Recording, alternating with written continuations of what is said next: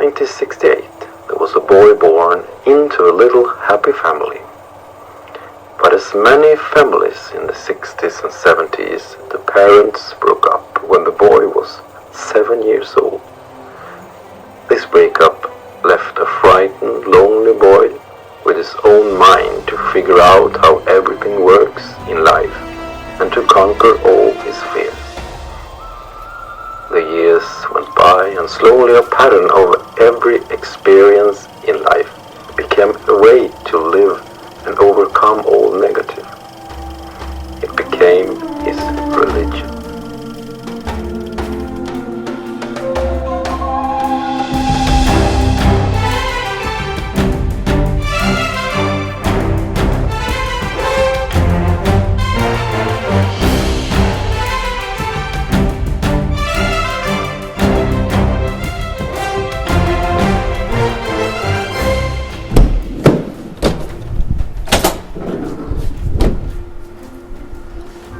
And now you're maybe wondering, what on earth has that to do with anything in getting fit over 50? Well, let me dig a bit deeper into the subject. Let's say you found that perfect dieting system. You lost a lot of pounds and kilos. You feel happy about that. But your body and mind won't feel happy. Why is that, you think?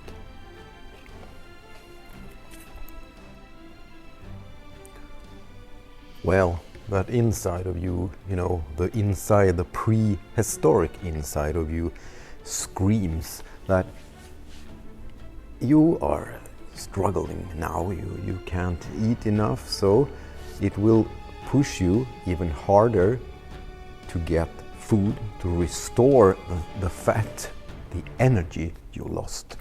So that's what your mind doing to you. It's not thinking, oh, this person is getting beautiful or well trained or something. The reaction is, you're dying, maybe, so you have to get food, you have to push it to get more food. And if you then push it even further and keep dieting, so much so the system have to react in the next phase. It's what I call the surviving phase. It's the ketone phase.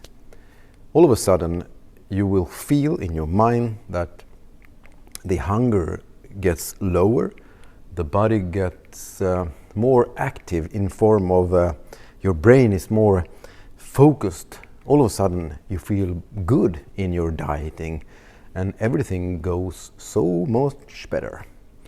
And that's because the energy here now takes over. Everything is more correct compared to when you eat fruits and foods and stuff like that. And in my opinion, that's because you now are supposed to hunt food even in a better focus, not getting in better shape. That's what your mind is doing. We in the modern times maybe think in another way. So if you take that into your head when you're doing dieting and everything, it will feel better for you to know why everything screams inside of you like it does. Have you ever given your feelings and emotions any thoughts of why they are doing things to you and your brain? Like, for example, being afraid of the dark. Why are we afraid of the dark, especially when we are small? Yes, the dark is a place we do not know if there's a danger lurking somewhere. So, by nature, way back, you have to be careful in the dark. Easy, that's because you are afraid of the dark. You can work that out in your life and become better to handle the afraid feeling. It covers everything around you that you are afraid of. But there's always a reason why you're afraid.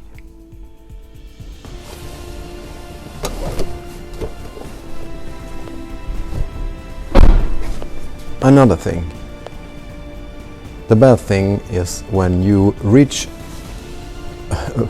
my age, you have gone through a lot of things in life and you have learned to stretch everything to the limit. You have been in that wall, you know, working too much, too hard, doing things, and all of a sudden all takes a abrupt stop. Next time that happens, you learn how to pass that line. And trust me, don't do as I have done in my life and always learn how to push it farther and further beyond the line. Because as I said, when it comes to being afraid of the dark, you can learn not to be afraid of dark, even though your senses from way back tell you to do that. And be careful. It is a mechanism that is there to help you live. So when your body screaming for something, listen to it. Be kind to yourself and listen to it. Don't just override it. You're not a computer, you're not a car, you're a person. You're worthy of life, not pushing yourself too much. So, I don't know, but I think that is for the most of us. We push ourselves in life a little bit too much. Yes, of course, I know, it's work. You have kids, you have everything and you want more. But the question is it worth it all the time? Especially when you're getting older and you're reflecting on your past life. Not always, trust me.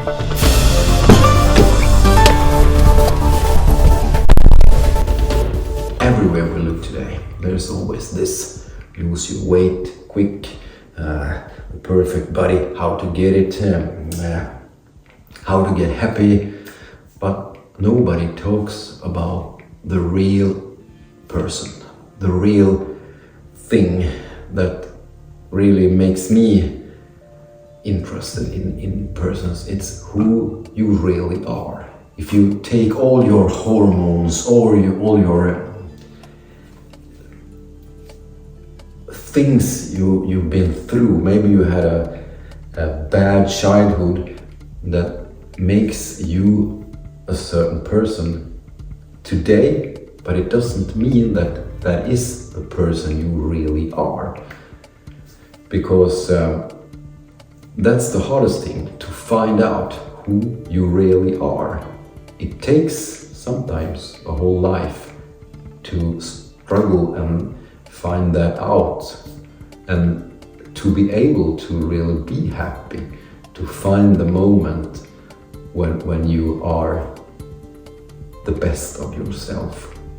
So if I'm splitting this up and trying to explain what I'm trying to do with myself, it's not really getting in this super shape, yeah, you know.